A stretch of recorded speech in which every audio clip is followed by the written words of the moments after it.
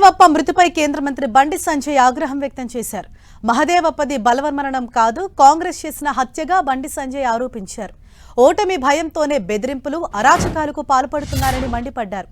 కాంగ్రెస్ ను రాళ్లతో కొట్టే పరిస్థితి రాబోతోందని మండిపడ్డారు. ఆయన తమ సహనాన్ని పిరికితనంగా భావిస్తారా అంటూ ఆగ్రహం వ్యక్తం చేశారు. ఎన్నికల తర్వాత కాంగ్రెస్ పై యుద్ధం చేయబోతున్నామని స్పష్టం చేశారు. బీఆర్ఎస్ అరాచకాలకు ఎదురొడ్డి పోరాడిన చరిత్ర బీజేపీ కార్యకర్తలదని అన్నారు. కాంగ్రెస్ ప్రభుత్వాన్ని భూస్థాపితం చేసే రోజులొచ్చాయని, మహదేవప్ప బలవన్మరణానికి కారణమైన కాంగ్రెస్ నేతల్ని వెంటనే అరెస్టు చేయాలని డిమాండ్ చేశారు. దీనిపై నిష్పాక్షికంగా విచారణ జరిపి దోషులను కఠినంగా శిక్షించాలన్నారు బండి సంజయ్. ఒత్తిడికి తట్టుకోలేక, వేధింపులకు తట్టుకోలేక ఇవాళ ఆయన ఆత్మహత్య చేసుకోవడం జరిగింది.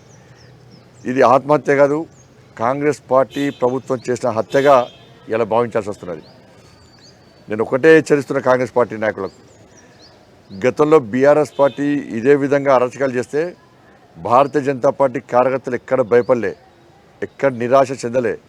ఫామ్ హౌస్లో ఉన్న కేసీఆర్ను బయటికి గుంజుకొచ్చిన పార్టీ భారతీయ జనతా పార్టీ. కేసీఆర్ మెడలు వంచిన పార్టీ భారతీయ జనతా పార్టీ. ఇవాళ కేసీఆర్నే మెడలు వంచి బయటకు వచ్చిన వాళ్ళం. మీ కాంగ్రెస్ పార్టీ ఎంత మాకు?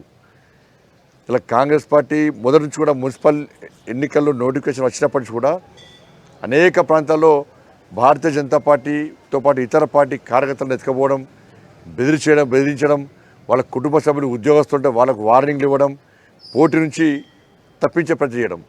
చేతగాని దద్దమ్మ పార్టీ కాంగ్రెస్ పార్టీ. వాళ్ళ మీకు ధైర్యం ఉంటే, మీకు చీము నెత్తురుంటే డైరెక్ట్ బరిలో దిగి మీకు గెలిపేందో చూపట్టండి. పిరికి పందల లెక్క, సేవ చేసిన లెక్క, చాతగానో లెక్క ఇప్పుడు భారతీయ జనతా పార్టీ కార్యకర్తలను వేధింపులకు గురి చేస్తే ఇవాళ తగిన గుణపాఠం చెప్తాం. భయపడే ప్రసక్తి లేదు. మీ ఏం కాదు, కాంగ్రెస్ పార్టీతో ఏం కాదు.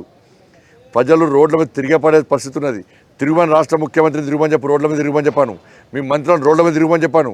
రాళ్లతో కొట్టే పరిస్థితి వచ్చింది తెలంగాణ రాష్ట్రంలో. ఈ ఎన్నికలు వస్తాయి పోతాయి. ఎన్నికల తర్వాత మిమ్మల్ని వదిలిపెట్టే ప్రసక్తి లేదు. మహదేవప్ప మృతి వాళ్ళ ప్రతి భారతీయ జనతా పార్టీ కార్యకర్తలు